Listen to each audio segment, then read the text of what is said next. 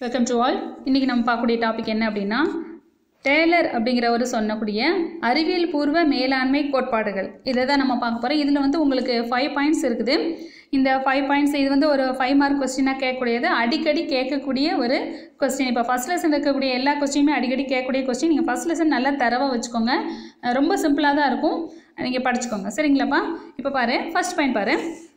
First one, அறிவியல் கட்டை விரலின் விதி அல்ல. அப்படின்னா என்ன அர்த்தம்னா, இப்போ நம்ம மேலாண்மைங்கிறது கலையா அறிவியலான்னு பார்க்கும்போது நான் லாஸ்ட் பாயிண்ட் ஒன்று சொன்னேன்.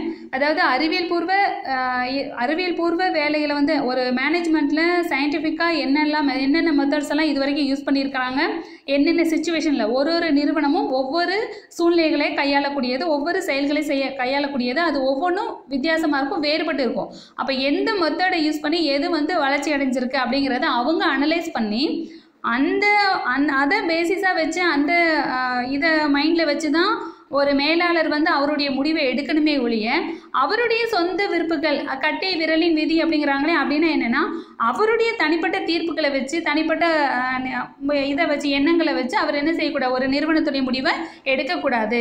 மேலாண்மையில் வந்து ஒரு அறிவியல் பூர்வ வேலைகளை வந்து அங்கே என்ன வேலை இருக்கோ அதை வந்து பகுப்பாய்வு செஞ்சு அதில் சயின்டிஃபிக்காக என்னென்ன மெத்தட்ஸ் நல்லா வந்திருக்குது, அப்படி அந்த மெத்தட்ஸை தான் அவர் யூஸ் பண்ணி ஒரு முடிவு எடுக்கணுமே ஒழிய இவருடைய சொந்த முடிவுகளை அதில் எடுக்கக்கூடாது அப்படிங்கிறது. சரியா? செகண்ட் ஒன், இணக்கம் சச்சரவின்மை. அப்படின்னா எப்போவுமே மேலாண்மைக்கும் பணியாளர்களுக்கும் ஒரு நல்ல உறவு இருக்கணும் அப்படிங்கிறாங்க. இது நம்ம எல்லாருக்குமே தெரிஞ்ச விஷயந்தான். இதில் ஏதாவது ஒரு முரண்பாடு இருக்கும் பொழுது அதனால் ஒன்று மேலாண்மையில் இருக்கிறவங்க, மேனேஜ்மெண்ட்டில் இருக்கிறவங்க, அதனால் அவங்களுக்கு மட்டுமே நல்லது நடக்கும். அப்படி இல்லைன்னா அங்கே இருக்கக்கூடிய பணியாளர்கள் அவங்களுக்கு மட்டுமே நல்லது நடக்கும். இது ரெண்டுமே முரண்பாடு இருக்கிற பட்சத்தில் அப்போ இவங்க 2 பேருக்குள்ள மேனேஜ்மெண்ட்டில் என்னென்ன பிரச்சனைகள் இருக்குங்கிறது பணியாளர்களுக்கும், பணியாளர்களுக்கு என்னென்ன பிரச்சனைகள் இருக்குது அந்த தொழில் ரீதியாக அந்த நிறுவனத்துக்குள்ள என்னென்ன இருக்குது அவங்களுக்குள்ள அதை எப்படி சால்வ் பண்ணிக்கலாம் அப்படிங்கிறது அவங்க 2 பேர்த்துக்குள்ள ஒரு நல்ல ரிலேஷன்ஷிப் இருக்கிற பட்சத்தில் தான் அந்த நிறுவனம் வந்து அவங்களுடைய பிஸ்னஸை சக்ஸஸ்ஃபுல்லாக எடுக்க முடியும், அந்த நிறுவனத்துடைய நோக்கங்கள் நிறைவேற்ற முடியும். ஓகேவா? Third one, மனப்புரட்சி. மனப்புரட்சிங்கிறது வந்து என்னென்னா, இப்போ மேலே ஃபஸ்ட்டு ஒன் செகண்ட் பாயிண்ட் பார்த்தோம் இல்லையா, அவங்க 2 பேர்த்துக்குள்ளே ஒரு நல்ல உறவு இருக்கணும் அப்படின்னு சொல்லி. அது எப்படி இருக்கும் அப்படின்னா, அந்த நிர்வாகத்துக்கும் பணியாளர்களும் ஒருத்தருக்கு ஒருத்தர் சரியாக புரிஞ்சுக்கணும்.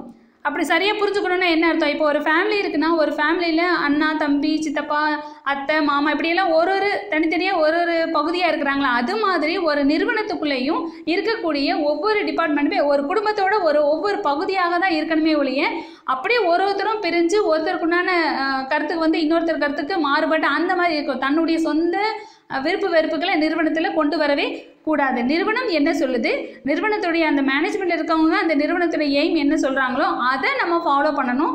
அவங்க சொன்ன ரூல்ஸை நம்ம ஃபாலோ பண்ணணுங்கிறது தான் இருக்கணுமே ஒழிய இவங்க 2 பேர்த்துக்குள்ள, அது நிர்வாகத்துக்கும் பணியாளர்களுக்கும் ஒருத்தருக்கு வந்து என்ன செஞ்சுக்கணும்னா புரிஞ்சுக்கணும், அந்த நிறுவனத்துடைய செயல்பாடுகளை புரிஞ்சு நடந்துக்கணும் அப்படிங்கிறது தான்.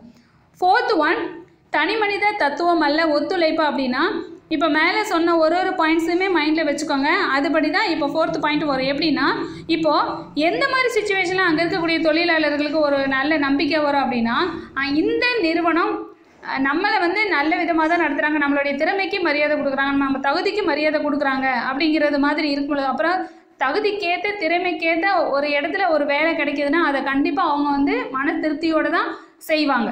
அப்படி தானே? அப்போது ஒத்துழைப்புங்கிறது ஒரு நிர்வாகத்துக்கும் தொழிலாளருக்கிடமே ஒத்துழைப்புங்கிறது கண்டிப்பாக இருக்கணும்.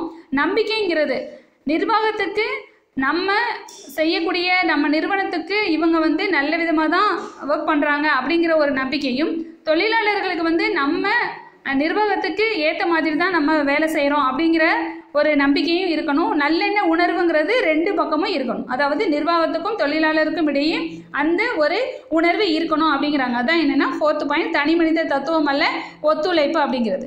5th ஒன், ஒவ்வொருவருக்கும் அவரவரது திறமைக்கும் செழிப்புக்குமான வளர்ச்சி. அப்படின்னா நம்ம ஏற்கனவே சொல்லியிருக்கிறோம், ஒவ்வொருத்தருக்கும் திறமை, அவங்களுடைய டேலண்ட்டுங்கிறது, நாலேஜுங்கிறது வேறு மாதிரி இருக்கும். எல்லாருக்கும் ஒரே மாதிரியான நாலேஜ் இருக்காது.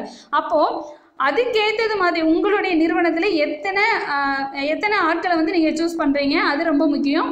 அந்த நீங்கள் சூஸ் பண்ணக்கூடிய ஆட்களுக்கு நீங்கள் எதிர்பார்க்கக்கூடிய அந்த நிறுவனத்துக்குள்ள இருக்கக்கூடிய செயல்களை செய்யக்கூடிய அளவுக்கு அவங்களுக்கு என்ன திறமை இருக்குது, அதுக்கு தகுந்த வேலைக்கு ஆட்களை நீங்கள் என்ன செய்யணும், சூஸ் பண்ணணும். அப்போ தான் அந்த நிறுவனத்துடைய இலக்குகளை அடைய முடியும். சரி, அப்போ இதுக்கு அடுத்து உங்களுக்கு நான் ஏற்கனவே சொல்லியிருக்கேன், இதுக்கு அடுத்து வரக்கூடிய லெசன்ஸில் நீங்கள் அதெல்லாம் பார்ப்பீங்க. எப்படி ஒரு நிறுவனத்தில் வந்து ஆட்களை வந்து சூஸ் பண்ணுறது, அவங்களுக்கு என்ன மாதிரியான ட்ரைனிங் கொடுக்குறது, அதெல்லாம் நம்ம பார்ப்போம். இப்போ அதை தான் 5th பாயிண்ட்டாக இவர் வந்து அறிவியல் பூர்வ கோட்பாடுகளில் வந்து 5th பாயிண்ட்டாக சொல்கிறார். ஒவ்வொருவருக்கும் அவரவரது திறமைக்கும் செழிப்புக்குமான வளர்ச்சி அப்படிங்கிறாங்க. சரியா? அப்போது ஒரு நிறுவனத்துடைய வந்து வளர்ச்சி வந்து எதை சார்ந்தது அப்படின்னா, அந்த நிறுவனத்தில் இருக்கக்கூடிய தொழில் அமைப்பில் இருக்கக்கூடிய மேலாண்மைக்கும் அந்த இதில் இருக்கக்கூடிய தொழிலாளர்களுடைய திறமைகளை சார்ந்துள்ளது அப்படின்னு சொல்லி சொல்கிறோம். இது வந்து ஒரு 5 மார்க் கொஸ்டின், அடிக்கடி கேட்கக்கூடிய கொஸ்டின்.